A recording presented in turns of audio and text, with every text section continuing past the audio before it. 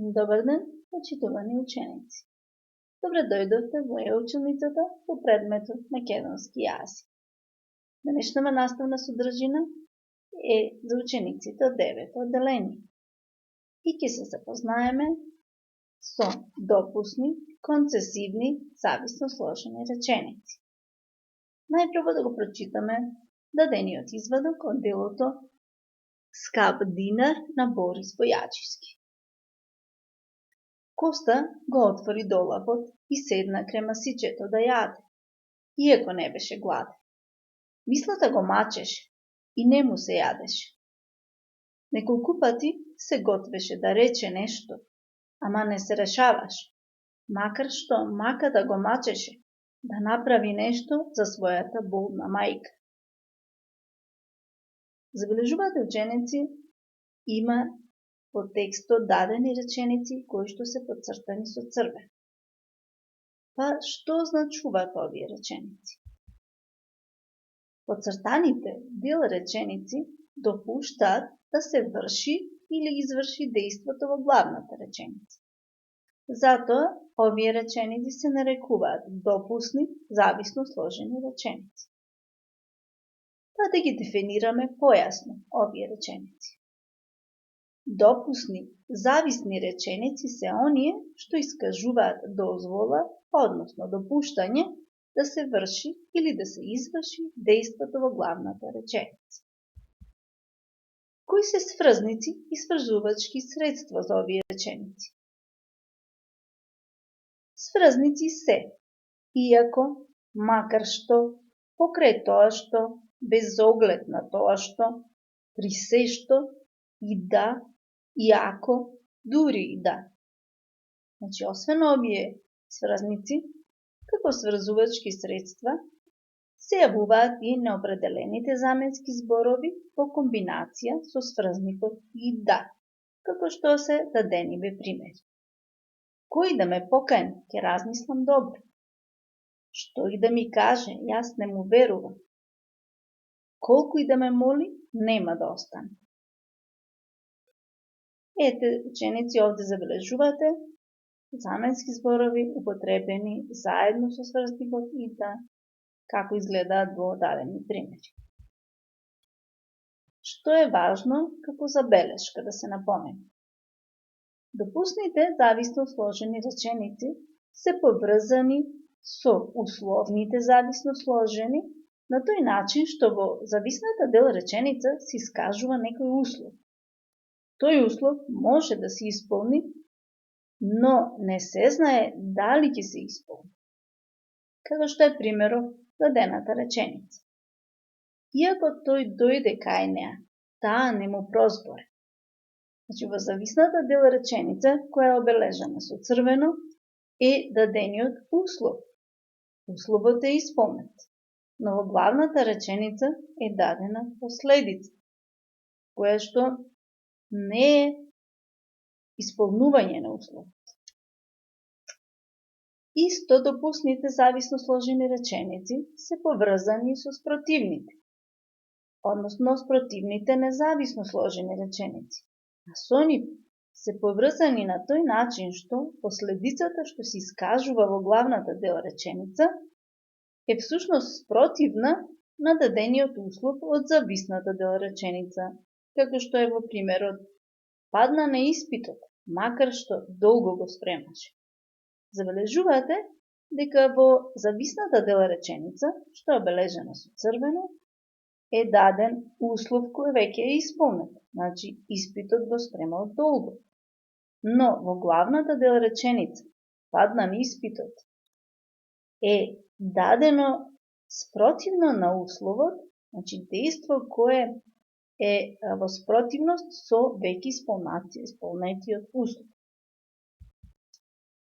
И да ја погледнеме интерпункцијата кај овие зависно сложени реченици.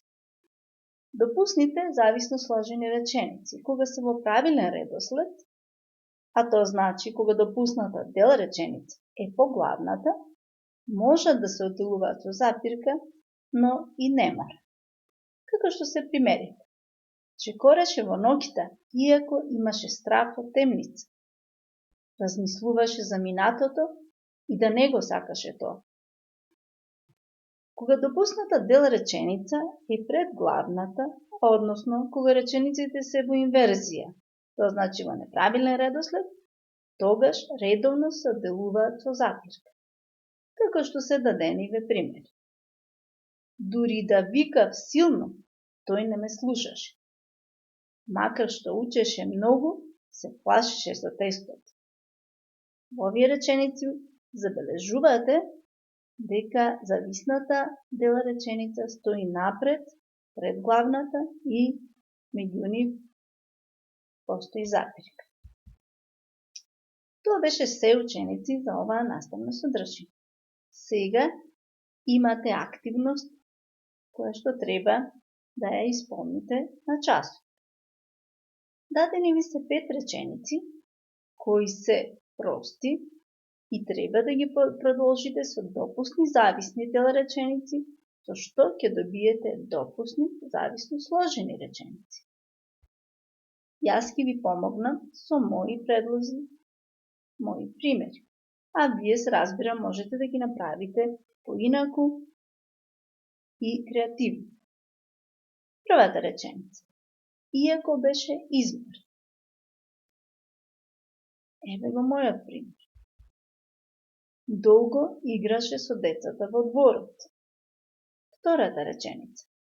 И покрај тоа што сум зафатен, ќе дојдам на состанокот.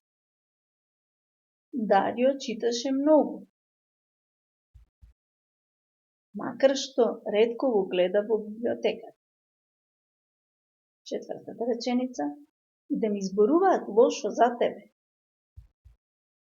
Јас ќе ти верувам. И последната реченица, без оглед на тоа што изгубивме, не се откажа. Ете, ова беа речениците кои што успешно ги одговорив. Која е вашата домашна задача? За дома имате 3 реченици кои се спротивни независно сложени. А вашата задача е да ги трансформирате во допусни зависно сложени реченици. Овие 3 реченици ќе ги направиме со моја помош, се разбира, но вие дома ќе напишете ваши 5 допусни зависно сложени реченици. Па да ја видиме првата. Тој сака да ме насмее, а ме расплакува. Еве го мојот предлог. Како би требало да изгледаат овие реченици? Тој ме расплакува, иако сака да ме насмее. Втората реченица. Седиме дома, но редовно ги исполнуваме училишните обврски. Како треба да изгледа оваа реченица во допусна зависно сложена? Еве вака. И покрај тоа што седиме дома, редовно ги исполнуваме училишните обврски. Последната реченица. Брат ми го скрши филџанот, ама помина лесно. Еве веќе трансформирана во допусна зависно сложена реченица. Макар што го скрши филџанот, брат ми помина лесно. Ете тоа беа, ученици, и овие примери.